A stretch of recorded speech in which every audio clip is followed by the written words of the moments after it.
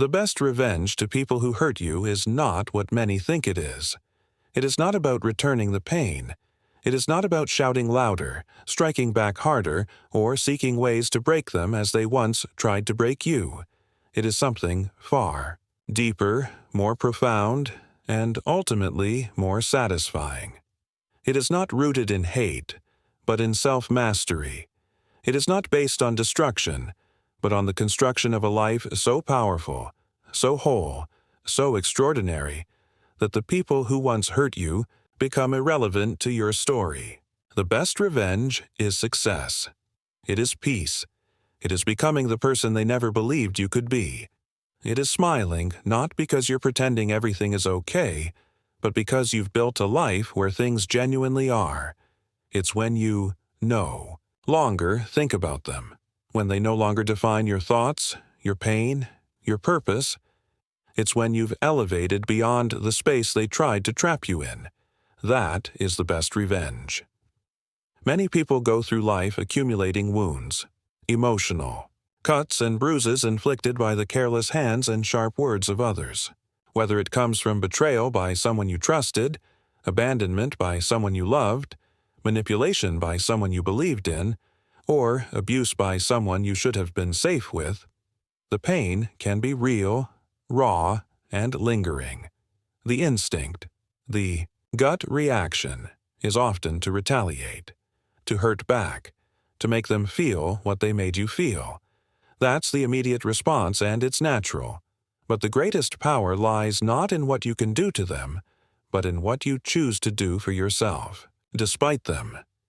You must understand something that most people forget in moments of pain. People hurt others because they themselves are hurting. Broken people break others. Insecure people diminish others to feel tall. Empty people drain the full. Miserable people spread misery.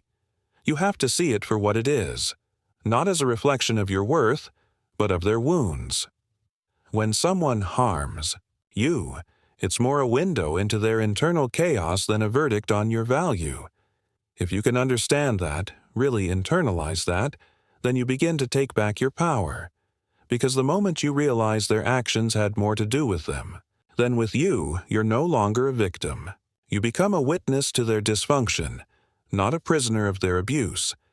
And once you're no longer a prisoner, you are free to build. Build a life that makes their cruelty look like a speck in your rearview mirror. Build habits that forge your discipline, mindset, and emotional strength. Build a future that glows with promise. Build success not to impress them, but to express the incredible resilience and purpose that lives within you. That's how you win. That's how you heal. That's how you become untouchable. When they see that their words no longer echo in your mind, that their actions no longer direct your steps, that their memory has no more gravity in your heart. That is the kind of revenge that burns more deeply than anything you could have ever said or done. Too often, people let their pain become their identity. They carry the betrayal, the rejection, the insult, like a backpack of stones, dragging it into every new experience, relationship, or opportunity. But to truly rise above those who hurt you, you have to put down that weight. You have to let it go. Not for them, for you. Holding on to hate, to bitterness, to the desire to get even, poisons you slowly. It clouds your decisions. It sours your happiness.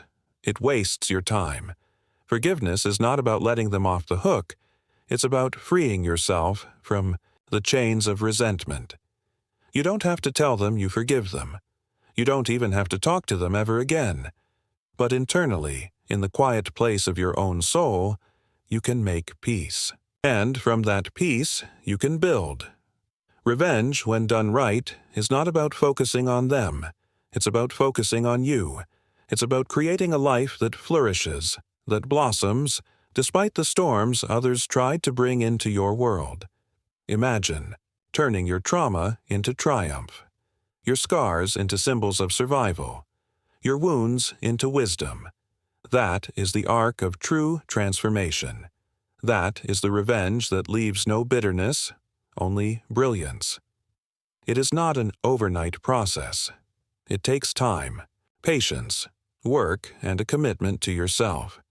You will have moments of weakness, moments where anger flares up, where the old pain creeps back in. That's normal. But the key is not to stay there. Visit the valley, but do not pitch a tent there.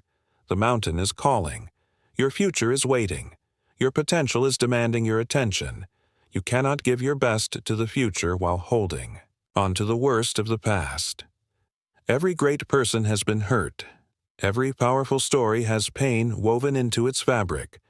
Pain is part of the human experience, but it does not have to define your experience. The best revenge is when you refuse to let someone else write the story of your life.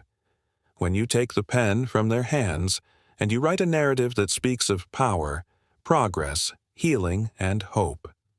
When your story becomes one not of defeat, but of defiance, not of despair, but of development. That's how you win. People will watch. Those who hurt you may see you rise. Some will feel regret. Others may try to deny your growth, downplay your achievements, or rewrite history to justify what they did. But you don't have to respond. You don't have to prove anything to them. Your success is loud enough.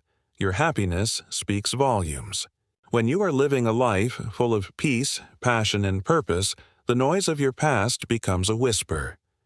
There's something poetic about becoming everything they said you couldn't be.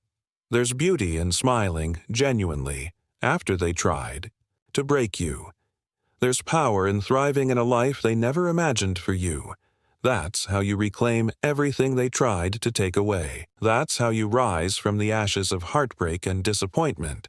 That's how you become unstoppable. This doesn't mean you forget what happened.